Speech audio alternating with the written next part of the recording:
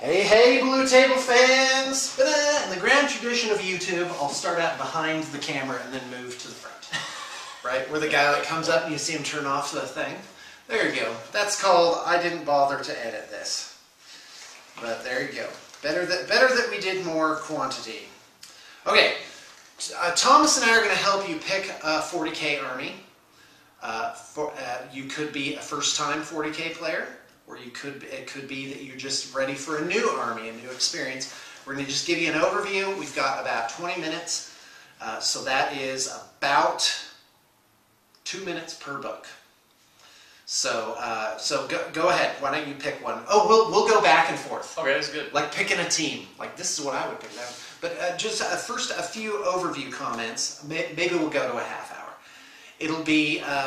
We always talk long. So let's talk about kind of, because codexes supposedly some are good, and then some are kind of in the dustbin. One of the things that happens is new codex come out. They make the things more powerful in it, so that you buy it. Obviously, it's called codex creep. Yeah, it's a business model, really. I mean, they want the new stuff to sell, and so they make it more powerful. That is so cynical. Okay. I don't think Games Workshop wants money. I think they want to make their games more balanced and make their game more interesting. No, seriously, that's a thing. What was the first codex of the new generation? Where they made it where there was a lot of things. Space Marines. Right. And was put out. That's this big old fat one. Yeah, and Space Marines is pretty.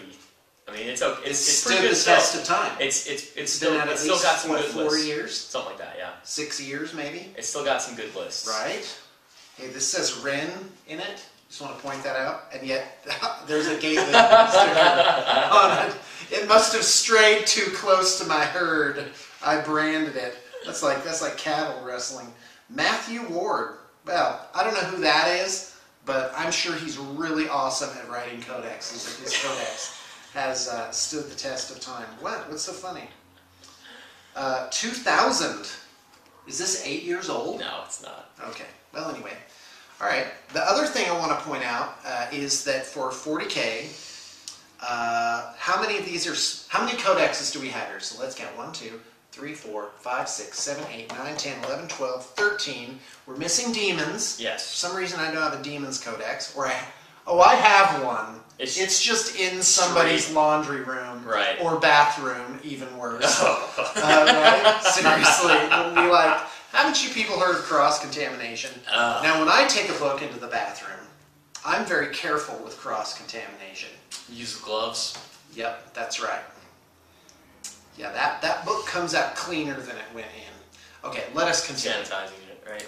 So, how many are Space Marine armies out of the 14 books that we have here? 7 if you count the Chaos Space Marines. Okay, so it's half. It is half. Yeah. Right? And if you count it the other way, where it's Imperial versus non-Imperial, it's 7 codexes of Imperial. Oh, Sisters of Battle. Oh, we forgot. Yeah. 15. Well, they don't have those. They don't have. They have a thing. They have and a there's also Forge World army lists too. Yeah. Let's count the Forge. So we were at 15 with Sisters. How many Forge World lists are there? Usually they're, well, I don't know. You tell me. Well, let's count. There's the Orc mech. Most of them are sub lists. Right. Yeah. Right. So there's the Orc mech list. There's all the deep stuff. Which are like specialty Tyrant chapters. Legions and characters and stuff. There's Chaos Renegades, Death Corps of Krieg. Yeah. Right. There's Eldar Corsairs. What am I forgetting? So if you count those, there's probably between 20 and 25 total armies that you can pick from. So there's our establishing shot. So let's put them into Space Marines over here, because it looks like that's what we got. Yeah. Right. Oh, so we'll put Chaos. Oh, okay. So and then the other side of it is what's called Xenos, which is from Latin Xenos, pretty sure, which means like foreign. Yeah. Like xenophobia is fear of foreigners. Different. So there you go. So Xenos. All right. So let's get going. Why don't you pick a book and take 2 minutes? I'll start and tell people about. Oh, you're just gonna pick the edge? No, you gotta pick preference. All right. Preference? All right. I play Space Marines. No, hold on. Before you claim Space Marines, actually, you should claim Space. Okay, he's going to tell you about Space Marines. All right. Here's why you should play Space Marines in 120 seconds. Space Marines are really cool. Go. They have a lot. They have a lot of power to them. They're still. It's an older codex. It was the first codex of 5th edition, like we said earlier. But so they're competitive. They're still competitive. You go to there's a tournament. The top tables have Space Marines. There's still a couple of good lists in there. Okay. One of the things they're getting more dated, but one of the most powerful things the codex has is the Thunderhammer Storm Shield turned in. We'll see if that stays with 6th edition looming in the near future. But the 3-up invulnerable save with 2-up armor save is pretty nasty. One of the coolest things about this... So you gotta look for survivability of the troops. Right, and that's the problem with the Eldars. They have very tons of powers. Right. They have all these things, but their toughness 3, 5-up armor save. Oh. Yeah, okay. The only thing that survives in their army is the Seer Council, if it's fortunate. One of the coolest things about this list is it's primarily the Ultramarines book, but it also represents a ton of different codexes that don't, or chapters that don't get represented otherwise. So you have these special characters in here, like Pedro Cantor, Lysander. So for those of you that are new, a chapter means a group of Space Marines that's kind of like 1,000 strong. They're kind of like a club. Yeah, they're their own They're group. supposedly 1,000 of them. Yeah, and they have different colored armor. That's the big thing. So you can walk up. Different they have symbols. Iconography. Yeah, they follow different ideas. So it is, every army is different. Right. You could have 20 people playing Space Marines and they all had completely different lists. Completely different. Yeah, everything looks different. To some extent, different lists. That's one of the things they would look different. Yeah. So one of the cool things about this is they have these special characters in here that represent some of the other major chapters that happen in the storyline and the fluff that don't have their own codex, like the Dark Angels, the Blood Angels, Space Wolves, etc. Right. And the cool thing about it is you can bring this character, and the character has this cool rule called chapter tactics, which will change the way that your army plays, allowing you to play that chapter, be more like playing that chapter. And that's one of the coolest things about this codex. Is 30 seconds. No, it's all right. Oh, you like how I timed him? He shot me a glance, too. Go ahead. Yeah, that's the really cool thing about this codex is that you even though it's supposed to be just Space Marines, you can play some different specific chapters within it. I really like it. The codex has stood up, and yeah, I can't really. Okay, that's great. an overview. So that's Space Marines. So Space Marines are done. We'll set them down here. I'm going to pick. Unfortunately, Thomas was foolish, and he didn't pick the best army to review, which is clearly Eldar. Now, when I say best, I mean they're the best in the history of the game, in the fluff. Eldar, obviously the superior race to all of the other wow, that kind of sounds bad. Who's ruling the galaxy? That's all I gotta say. Okay, well, you enjoy that while it lasts. Okay, so here's why you should play Eldar. Number one, and the only thing that really matters is you will look better. Eldar vehicles are so sleek and so cool, and the models are just really, really absolutely super. The Forge World stuff. By the way, Forge World is a subsidiary company to Games Workshop that makes specialty resin models, usually bigger or more unusual. Very highly detailed. Very highly detailed, yeah. They're fantastic. The Eldar book is super old. This actually predates Blue Table Painting. Yeah. It's 10 years old or older. I feel like... So they are... But they have cool names of stuff in them, like Wraithguard and Distortion Cannons. And the technology and the history is just really, really super neato. In the game, though, in fact, if you had to pick which of these books was the weakest in terms of play, which one would you pick? You know what, probably out of these guys here, well, since we don't have Sisters of Battle on the table, I would say that it's going to be a tie between the Eldar and the Tau. Yeah, that's right. You have very few... That is right. Just what I'm trying to say about that... To be competitive, you kind of have to make this one certain army. Right, yeah, there's only... Basically, that's it. It's become a niche army is the term that we use. Yeah. Meaning that there's only certain things that in the army that you'll choose. Like, there's certain models and stats in here for different guys that you never play because they're not worth bringing. They're not worth their points. Yeah, like Swooping Hawks. Cool name, cool model. Yeah, they just get eaten alive. I would love it if Games Workshop had a master website that they updated every 3 months, and all they did was change the point costs. They just had the names of all the units and the gear, and all they did is they changed the numbers on them.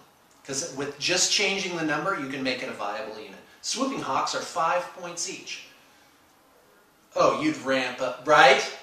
I mean, obviously you wouldn't go to 5 points. At that amount, I guess I would bring Swooping Hawks because it's 10 for 50 points. Yes. Yeah, 5 points a model, of course. Right?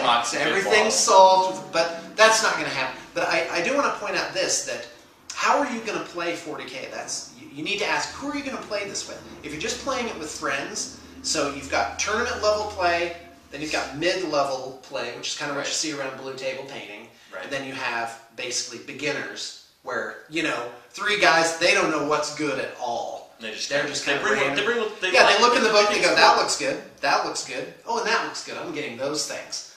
And by the way, that is a magic time of your life, but it does go away, because once you start playing, you start busting out the stuff that's nobody wants to lose all the time. My point is, any army's competitive at that mid-level. You just have to learn your army, and you have to put some effort into it. So, all right, Eldar's done. Your turn. I'm actually going to one-up you. I'm going to pick the Dark Eldar and say, Sean said that my dark kin.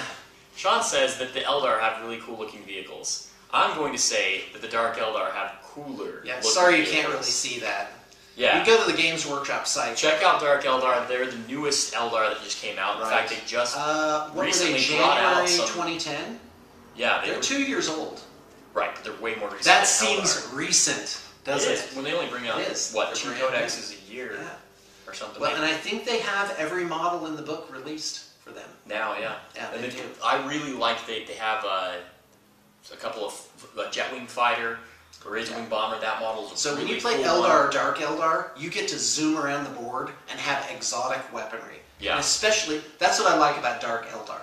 Yeah. You can be like, you shot what at me again? I don't know what that is. Oh, an implosion missile. Okay, what does that do? Okay, go ahead. Yeah, no, they're really fun.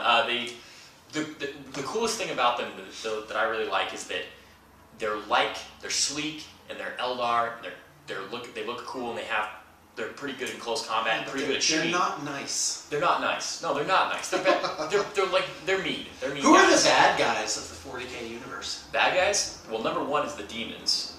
Yeah. And then Chaos Space Marines. Chaos Space Marines, and then probably Dark Eldar. Yeah. I'm going to say Tau. Tau are the most evil army in the universe. Because they're collectivists. Okay, so what you're saying is you're anti-communist there, Tom? Yeah, alright, anyway. Go ahead. Anyway, so the cool thing about them is you get to play these sleek, cool-looking guys that are individually pretty good. They don't have very good saves. They die in troves. But you get to have a lot of them. There's tons and tons of them you get to bring on the board, and that's kind of fun. Is it? Are they a massed army? They are. So if you play orcs, you're going to have less models than a Dark Eldar? No, orcs are the extreme. Which of these armies is going to have the lowest model count? Grey Knights. Grey Knights, yeah. That's an easy one. Or possibly a Dark Angels Deathwing army. Deathwing has a low number. Grey Knights. Space Which one's going to have the highest model count? I would say IG. Oh yeah, Imperial Guard. Probably even. And then these guys come because up. I'm going to say Imperial Guard. Close second. Because orcs have a lot of boys. Once you've painted up your 60 boys, do you really need 90? You don't. No. Now you're doing fun stuff. No. Right? IG Imperial Guard, you can have 100 guys easy on the board. Right. 150, really. But these guys come in. You can easily have 60 plus models with their vehicles in a 20 in a certain point value, and they look sleek, they're cool, they're new. It's a fun list. And really that's fast. Dark Eldar. One thing about Dark Eldar though is that everything dies really easily, so it's a finesse army. So maybe not necessarily the beginning army. Yeah, you can get crushed. If you choose but Dark they're not Eldar, that hard be patient. To learn how to play. Yeah, be patient until you learn it because they are really deadly. You can pick someone apart. Right. It's just that I think they only have like 1 or 2 units in there that even have like a 3-up armor save. So if you're looking for something that survives on the table, Space Marines. Yeah, not, you gotta go. Not Dark And you'll Eldar. come across a term called MEQ, which stands for Marine Equivalent. Right. which is guys with toughness 4 with power armor and guns. All right, so that's Dark Eldar. Let me start and stop.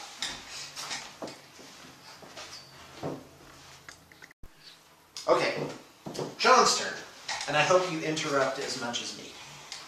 Probably. I'm gonna pick my current favorite army, besides my old love of Necrons. I gave it away. Of Eldar. By the way, I've owned like 5 Eldar armies. And they were my first army. I believe it is the summer of 96, possibly 97, I bought some Aspect Warriors, metal Aspect Warriors, for $1 each, and I paid like $56 for them. And I had all these Aspect Warriors laid out, and I was like, I don't know what these do. I didn't know what the squads were. Somewhere around here, I have an old snapshot of my desk with my Eldar army just on it. And this is before I textured and flocked my bases. Oh, I just painted them black, straight up black. And they were horrible. Though the colors, they were like Skittles. They were like Skittle Eldar. The rainbow. Oh yeah, they were terrible. I was using like satin and gloss enamel spray paints to base coat them. Oh yeah, they were terrible. But I had a blast. All right, I'm gonna pick Necrons.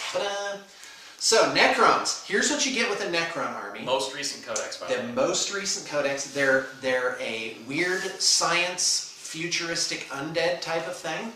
So you can't see it well, but that's what they look like. Undead. They've got awesome new models like the Ghost Ark, which is a transport. They kind of have an Egyptian feel to them. They are, I'm going to say they're low model count, relative, unless you go warriors. Yeah, it depends on their even army. the warriors are like, if you go Imperial Guard, it's 6 points per guy. Right. So you got to paint up one guy, you get 6 points into your army. With Necrons, they're 13 points each. So it's half the amount, and it's the same amount of cost and effort to paint. Very close to a Space Marine. And, Average Space Marine. if you go standard silver on these guys, they paint up real easy. We usually do more complicated color schemes around here. And Necrons they're a bit of an enigma still. I don't think the codex has been really tested. Well, I think a lot of people are, again, waiting for 6th edition. You know, How will that? Because they could change 1 or 2 or 5 rules. Right. That would just be like, okay, now I got to get rid of all my Melta-Gunners. And by the way, we're looking forward to that business because it does happen. You have guys that are like, okay, I'm changing up my armies for 6th edition. I need you to paint up these things for me. Right. What was I going to say? You need to tell us. You're going through Adepticon this week. I am. You need to tell us how many people are playing Necrons. Oh, I'm going to do my, my census of armies. We should see. I think the it's first major too tournament since the Necron Codex came I don't out. think you're going to see. It's not going to be like the Leaf Blower Imperial Guard list was. No. I think 2 years ago. You're not going to see all these Necrons. They all had. Usually, a new codex needs about 6 to 8 months before all the internet guys get on there and have figured out their power lists and figured out the way to play them. So, like Sean said, this is still a list that could. I mean, there could be some really nasty stuff in there. There is some. It's just people haven't figured out how to fit it together as a jigsaw. Well, and they have to paint their armies too, so Right. that takes time. And and you don't always, except at hardcore tournaments, you don't see people doing the lists that are labor intensive. Like an Imperial Guard list with 300 infantry in it, right? That's a good list. That ain't not bad. They call it bubble wrap. Your guys move up. You go, I don't want to deal with that unit, or that unit. So they're like, you dog faces. And this little piddly unit runs up, engages them in close combat, and just ties them up for a turn. They start sacrificing units just to tie you up. Anyway, but that's strategy. So with Necrons, you're going to get an army with new models, tons of weird science Didn't you say stuff. The second wave is coming out really quick? Or something? I heard that from James. Yeah. And and Matt Ward, that guy, apparently he wrote this one too. So if he wrote the Space Marines, this one must be good too. I feel like Sean is being facetious. I don't know who this guy is. But apparently he's doing really. Are you telling the truth there, or are you just being facetious? Okay, he's calling me out. I have, of course, because obviously in my profession you got to keep your finger on the pulse. So I've heard the things where there's some resentment against Matt Ward for making these power codexes. But my personal opinion, based on what I know, is that I say good on him. He's making books that are interesting. They've got a lot of stuff going on in them, and they stand the test of time because they are powerful enough. Because Beastmen, whoever wrote the Beastmen Codex for Warhammer Fantasy, didn't do no one no favors. You know what we're missing? We're missing the Tyranid Codex. Oh, we have to crap! All right, what an embarrassment. I'm going to go get it right. You review your next thing. I was going to say, because... We're done with Necrons. Because... What's next? Tyrannids is one of those that when it came out, it never got better. Alright, so while he's grabbing the Tyranid Codex, because that is silliness, we're going to do Orcs.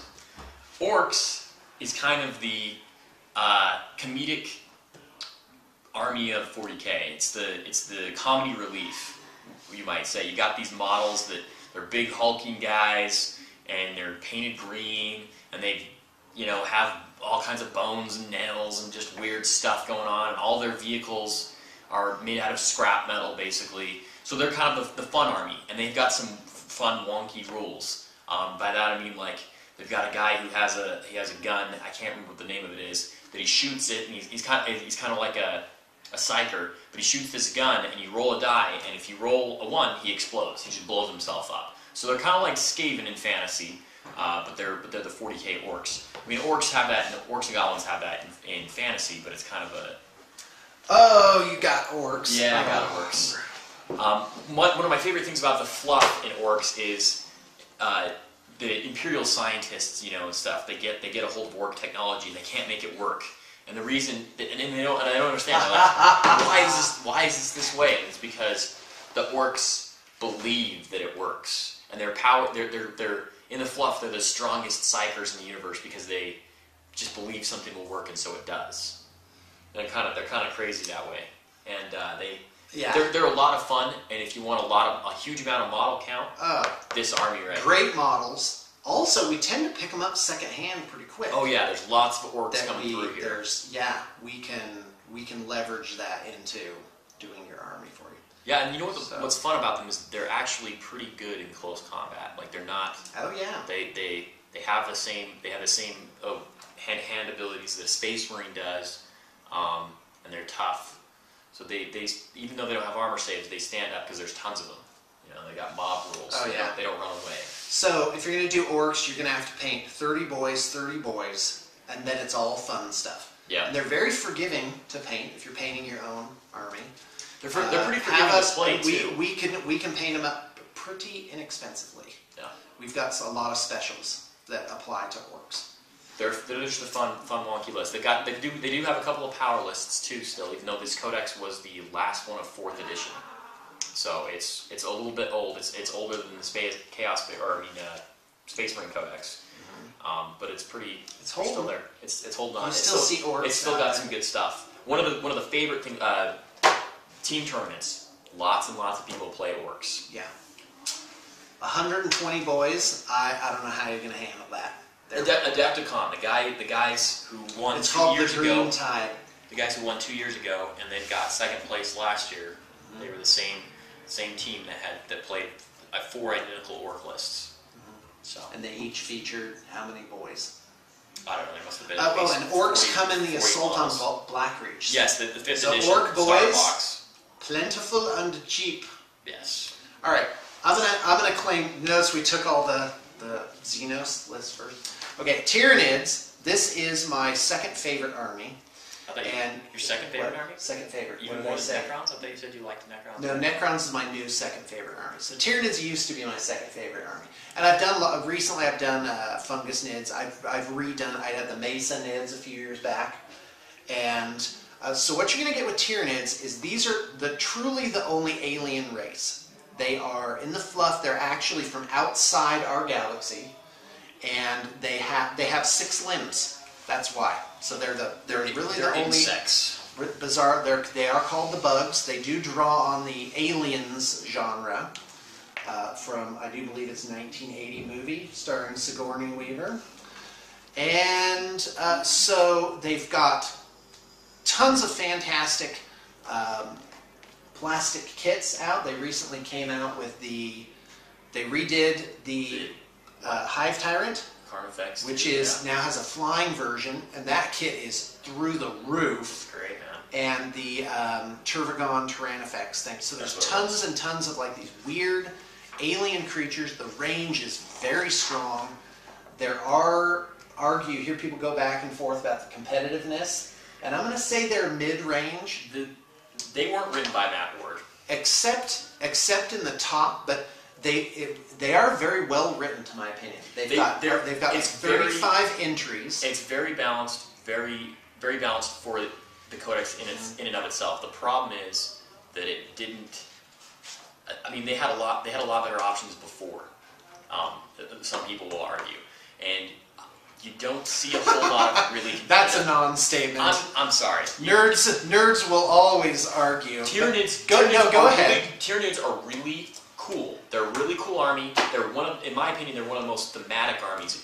Having a battle where you're colorful. Your Tyranids and there's a small force of Space Marines, and it's like, I'm just going to swallow you with my endless hordes and mass. Oh, yes. It's so iconic. Cool. It's science fiction. It is. It's like it goes to Starship Troopers. Starship Troopers, the movie, not the book. Anyway, but you don't see them in highly competitive games. And that's the weird thing about Tyranids is they are just fine right up until you get to that top layer of competitiveness. Right. In casual groups, there are no problems with Tyranids. I'm doing fine with my Tyranids around here. Oh yeah. And you can't argue that there are good Tyranid lists. I just argue that you can't make. Here's the other thing. Some codexes, and this, as we're talking, will balance out better against other codexes. The Grey Knights, which is a brand new codex, and I will talk about how most people argue Grey Knights they're very broken, and by broken I mean overpowered. But Grey Knights do really well against Tyranids. Mm-hmm. But Eldar, which was one of the most outdated and dead codexes, actually does better. It got better because Grey Knights came out, because a lot of people started playing Grey Knights, and so people are like, oh, I'm going to go dust my Eldar off. And everything in your army is a psyker? Yeah. Oh, look at this power that I have. Look at this, I just bring this one character, and I always bring him, and he always has these things, and now all of a sudden all of your guys are blowing themselves up. Who is that, by the way? It's the Farseer. The Farseer brings the one? No, just the Farseer. Any Farseer brings the Spirit Stones, the ones that make them roll. So what does that do? It's a power that anywhere on the table, if your opponent rolls... Anywhere on the table? Anywhere on your table. So any Grey Knight player has any Grey Knight vehicles, Grey Knight characters. They're all psychic. They all have psychic abilities, and their psychic abilities help them be better. Well, usually you take a psychic test on 2d6 and test underneath your leadership, which for most and if you roll double ones, something bad happens. Double ones, something bad happens, but you still succeed at it. If you roll over your leadership, it doesn't work, and if you roll double sixes, it's bad stuff happens. Right. What Eldar does is he makes you roll on 3 dice, and any time that you exceed 12, you fail. So on the average roll on 3 dice is like 50%. Oh yeah, most of the time you're more actually. Yeah. And a lot of these guys, and then their head explodes. So Eldar got better. They did. All right, good. Anyway. I was doing Tyranids. So hold on, just one last plug for Tyranids. I highly recommend. They have, what are the elements? Are they fun to play? Are they competitive to play? What's the model count? Or what models do they have out? Right. Are they all published? Are they relatively new? What else? Do you like the background of them, the story? Yeah, and I'm going to say pageantry too. I keep using that word. What do they look like all on the table? Now, all of these can have some pageantry, but I'd say some have more than others. Like, I agree. When you look at them, you're kind of immediately swept away with how neat they are. Tyranids are definitely like that. You see this Tyranid army, because they use the same like coloration. Right. They're usually like brightly colored. A brood and together. they are super looking. And now with like the hulking monsters and the broods, like these skittling little gribblies, those guys are... It looks Tyranid army is fantastic. Really great on the tabletop. And we have a lot of specials for Tyranid infantry too. So just to get your mass troops. Well, not only that, but I mean, Brig. If you oh yeah, if the you conversions are insane. You can make conversions so easily with Tyranids, and they turn out so well. And well, we have one of the guys that works downstairs is just phenomenal at doing it. Like some of the things he's come up with are just amazing to see. Competition. What is not published in this book? Hardly anything. The Parasite of Mortrex. Who cares? We don't. There's Tyranid no Prime. There's convert no that. more. There's no Myoptic Spore. Myoptic Spore. Yeah, their drop pod. Oh yeah, the Mycetic Spore. That's that thing. Right. I've heard some companies make those though. Right. Yeah, some companies do. Some companies make they make some things that something that's equivalent that maybe you could use it as. Right. Yeah. Doom of Malantai has no model out for it. Yeah. That can be converted. We have great conversions for that. Umgarl Gene Stealers. The Mycetic Spore is the big one. Yeah. And actually, those lists are really fun. They are really fun. Where it's all dropped in. So yeah, Tyranids, and get ready for your Tyranid army to get out of control, because you're going to want everything. Oh yeah. Like the Cinnamonids army, that's the biggest army with easily 10,000 points. Oh yeah. There. That's like 5 Tyranid armies total. Okay, whose pick? I believe it's your pick. I'm going to pick Dark Angels. Dark Angels is the oldest Space Marine Codex, I believe. Maybe Black Templars is. I don't remember. How many angels are there? There's Dark Angels, Blood Angels. There's some. Well, Angels and Carmine. Yeah, of published codexes, there's other ones that. I understand. Anyway, go ahead. Just talk about Dark Angels. Dark Angels. Very dated. Very dated. The codex is old, but if rumors are to be believed, here in this month or next month, good. It's happening. This codex is the new one. So really, I can't say very much about it because they're going to come out. Yeah, with let's a new just codex. skip Dark Angels. You should just it's pick a different one. Yeah. But I guess the fluff of them. There's really cool fluff. They're dark green armor. They're the first. They're kind of like monks, legion, space monks, I guess. Yeah, they're space knight monks. Yeah. They have the hooded and cowled robed guys. Right. That are really cool.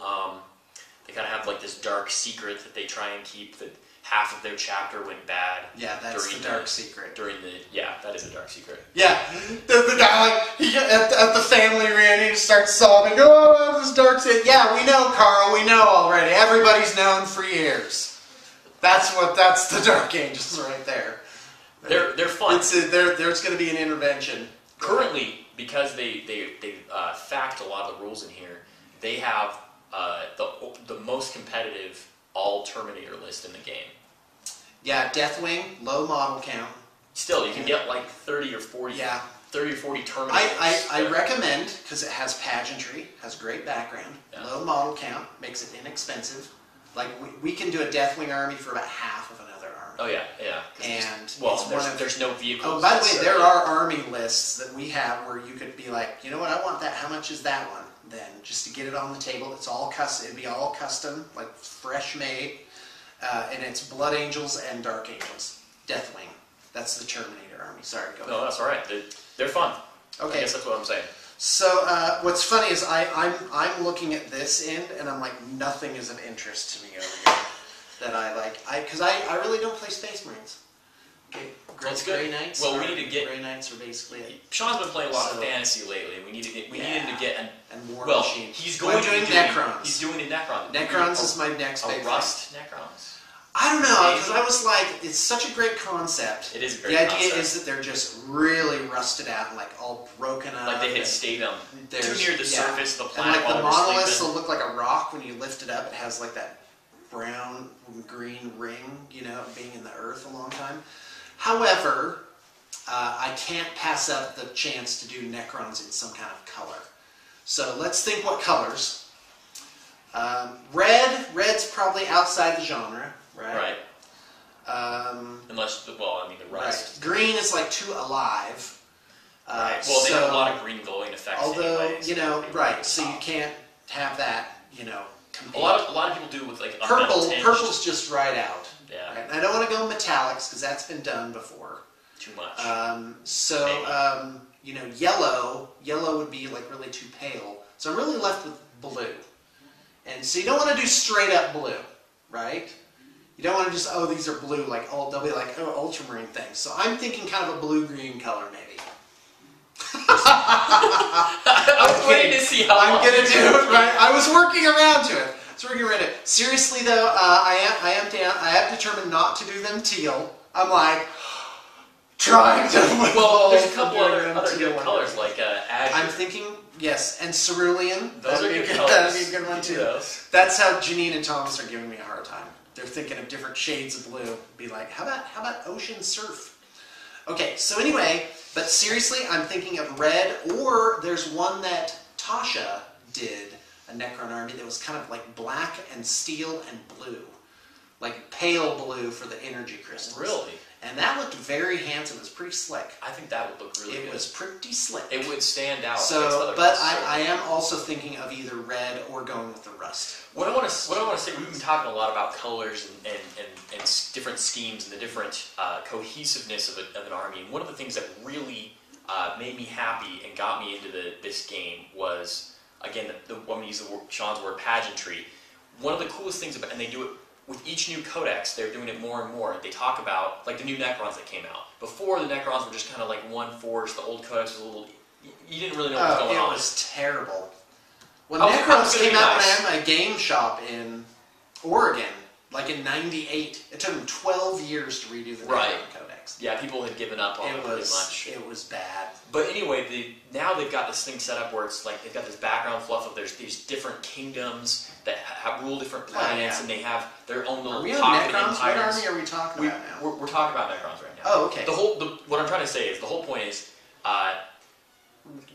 take your 40k army, learn about the background fluff. There's tons of it in the codex, and there's all kinds of online resources, and then get excited about something that you think is really cool. All kinds of you do have to love your army, or you'll just burn on it. Right. Like I'm really into the background fluff. I play pre-Heresy Emperor's Children. I play them as regular Space Marines. Some people are like, oh, well, they didn't have that during the Heresy. And I'm like, I don't really care. I just want all my guys to look really cool. We'll have to use our imaginations. Yeah, this game isn't very realistic. Right. Anyway, no, it actually really isn't. I love to do that when I'm watching a movie with my wife. And it could be like, no matter how fanciful it is, we could be watching like the never-ending story, and I'll be like, this movie isn't very realistic. So you just bust out with that whenever it was. This is a very realistic. Anyway, go ahead. We watch never-ending story. I just did Dark Angels, so. Oh, okay. Oh, I'm sorry. I kind of interrupted and got back on that. Well, then I was lost. It was all so confusing for me. Well, we got to wrap this up because Josh is here. So let's just pound the rest of these armies. In fact, I'm going to go ahead and just kind of thin the field. I think you should do Grey Knights, so let's put that over by you. I think we should not talk about Black Templars. Well, I wanted to real quick. Did you? I did. Okay, so why don't you can just do all the Marine ones. Fair enough. And then I'll just, right now, I'll just do kind of an overview of these other three. Okay, first off, note about Sisters of Battle. They have an army list in White Dwarf, which didn't get rave reviews. The models are very static, they're dated, they're in fine cast now, so that's a step up. But Sisters of Battle really, you have to pay more. You're gonna have to love Sisters Battle. Nuns with guns. Okay, Imperial Guard. They have high model count. This is more of a traditional like Earth type army, and this is an iconic army. You're gonna have if you're Mother Russia. You're gonna have 40 to 120 infantry in your army, and you're going to have a lot of tanks. You could have a ton of tanks. Tanks are fun to play. You could spend a ton and have 20 tanks, or you could spend all your points on you could spend 300 points on infantry and the rest on tanks. Right. Basically. They have these really cool walkers, and these have little sub-chapters too. There's the Cadians, which is the main one that you see. They're kind of like the regular... They're like the Ultramarines of the Guard. Right, and then you could have Ostroyans, which have a model range out, but really, you're really going to end up with Cadians. So there's all kinds of other great stuff models. you can come up with. Tons of Forge World support. They have Main Blade Mega Kit. So much Forge World support. So I would recommend Imperial Guard for a beginner because it'll be kind of familiar territory. Very forgiving. Next one. Chaos Space Marines. I shouldn't say much about this because these guys are due for a rework in this the year. Right. So, but Chaos Space Marines are a Marine equivalent army. They do have. I like them because they have lots of different. They're kind of crazy. They're all over the board. They have lots of different You could options. do a Slaanesh one, or a Cahorn themed one, or different, Well, colors of Renegades, Chaos and Renegades. you can combine them too. You could have they can all bring be some mixed corn up with these. Well, like the Slaanesh Death Guard guys. army. So you could play Space Marines, but really end up with one of 10 very unique different flavors of Space Marines, Chaos Space Marines. But some of the models are really dated, like the Obliterators, the Chaos Dreadnought. They've kind of stopgapped it with the Chaos Dreadnought. Is 12 years old. That model, man. and it wasn't very good back then. We had one that came through that was still in Great. plastic. Really? Yeah, and it was one of those. so Wow. old metal guy. Oh man. So but these guys, they have. They still have a couple of competitive lists Okay, too. Tau. Oh, I'm gonna say one of my favorite armies. At the mid-range, favorite. still just as good. Tons of great color schemes. These are kind of like the manga space communists of They are. the Warhammer. That's exactly how to describe So, them. Manga communists. And that's the Tau thing, is that they're like, oh, guess what? You're going to... The individual doesn't matter. It's the collective that matters. Right. So they do touch on really a key element of political theory, which I find interesting. Well, the interesting but in the game, that doesn't matter. The interesting thing is that all these obviously. Space Marines, on the other hand, are part of... They're part of an empire of just... there are no good guys There's no in really this game. There's we're, no good We're going to guys. kill a billion people because it doesn't matter, because there are 500 plus trillion humans in the universe. It doesn't matter. Get rid of those guys. One planet, Inquisition's like, oh, this planet's full of demons. Exterminatus. Blow that planet up from space. They turn it into a rock ball. So anyway, Tau are... Oh yeah. If you like manga and battle suits and weird technologies, this anime, they are a bit anime. They have tons of great figures, plastic kits. I don't think anything in the range is unpublished. Yeah, their book is a tad dated. It is dated. They do have a couple of niche lists that are still really good. Right. But they're one of the ones that will have a codex Sooner rather than later. yeah. Probably next year, if I had to guess. It would be Tau and Sisters. And they probably... Games Workshop usually doesn't redo plastic kits. Right. So if you magnetize your weapons a lot, you'll be fine. New book comes out, never fear. I'll just change up my weapons or add new ones or whatever it is. They're pretty good about base keeping guys. it. They usually, more recently, bring out new things like the Storm Raven. Storm Raven came out with the Blood Angels, the Grey Knights got it. It's a newer thing that they added, but they still kept all of the older things so that people could still use their old models. Okay, so if you're going to play Tau, plan on painting, I'm going to say 20 to 40 Fire Warriors. 20 to 40 The only troops miniatures. is Carnivores or Fire Warriors. A lot of people bring really low counts of Fire Warriors Yeah. and bring a lot of battle suits. Right. Think in terms of maybe you're going to want to paint... Guess what? Battle suits are going to be troops. Maybe That's 10, my prediction. maybe 10 to 20 battle You suits. heard it here first.